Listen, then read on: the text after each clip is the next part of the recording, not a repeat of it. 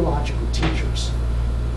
Pray that God may take you to be a theological teacher in those places in which there is great need. And Westminster can help in your training through our THM and PhD programs. Absolutely. Think about going.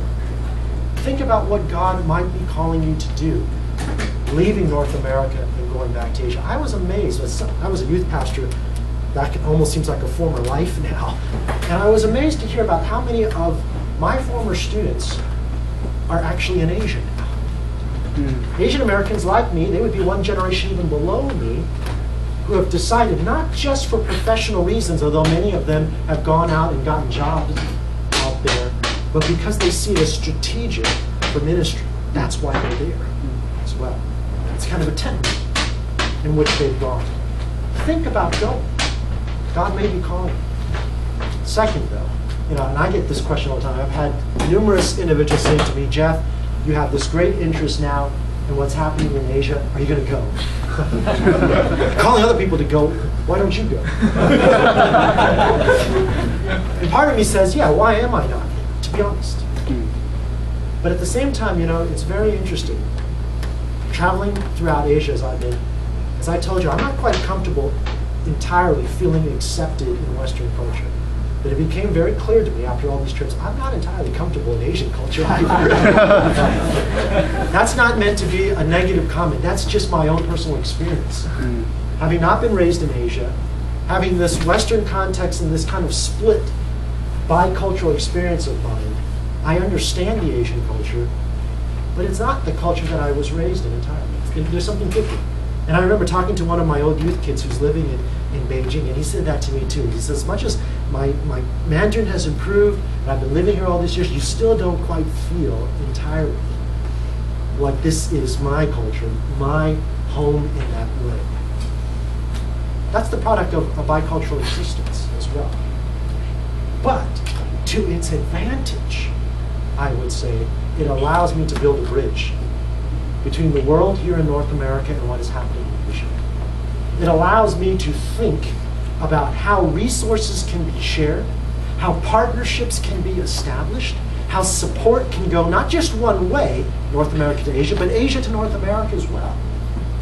And I can use my bicultural existence that God created me with and placed me in as a cultural bridge in this way. I'll give you an example. The seminary right now does see the great opportunity to partner and to build relationships in Asia. Dr. Lovac is leaving right now for a week in Korea. This has allowed me, as a faculty member here and part of the administration, to encourage the seminary to think about projects that would connect Westminster to Asia. And I'm not sure any other faculty member would be able to push and establish those kinds of projects. And I'm not saying I'm so special in trying to highlight my work here above my colleagues here. I'm just saying there's something about my ability to translate two cultures, to connect and pull resources together that will allow Westminster to be more effective and more strategic and more helpful in what is happening in Asia right now. I mean, one of the things that I think that Westminster is beginning to investigate and use to help support is technology. We're developing now distance education courses. Courses that I intend, if I have my way with it, to be translated into Chinese and to Korean, so that it can be used for the benefit of brothers and sisters in that part of the world, which language can be a barrier, but allow our content to be shared. Dr. Lilback is going to Korea with a smartphone in hand, in which he is going to unveil, and don't send this out on the web yet, because I want him to have a chance, I don't want to steal his thunder, in which he's going to unveil a Westminster app on that phone. And it was developed intentionally first as a Korean app. It's going to have Korean content on it. We will produce a Chinese app alongside of that, and an English one also. But recognizing that our desire to partner and support what's happening in Asia, we can't just develop an English app and distribute our content just to an English-speaking world. We need to use technology to reach out, to support, and to partner what is happening in other parts of the world, particularly in Asia. Some of you may have unique opportunities, even if you don't feel called to go and relocate to Asia. Some of you will have unique opportunities to be bridge builders, to be cultural translators, to allow for such, to be a part of such projects that will connect, if I can put it this way in the old language, East and West, once again, in a way that will support the global church, in which we can see then that Asian American, well, it's not so American anymore, or it's not so uniquely and distinctly separated anymore, in which Asian America definitely connects you to Asia as well as America.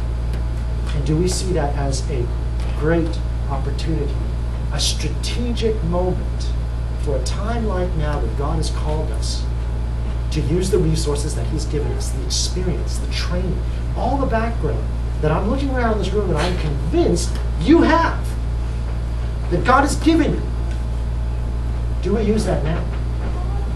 Do we take this moment that God has placed us in and use it for the purposes of His kingdom with the resources that He's given us for His glory?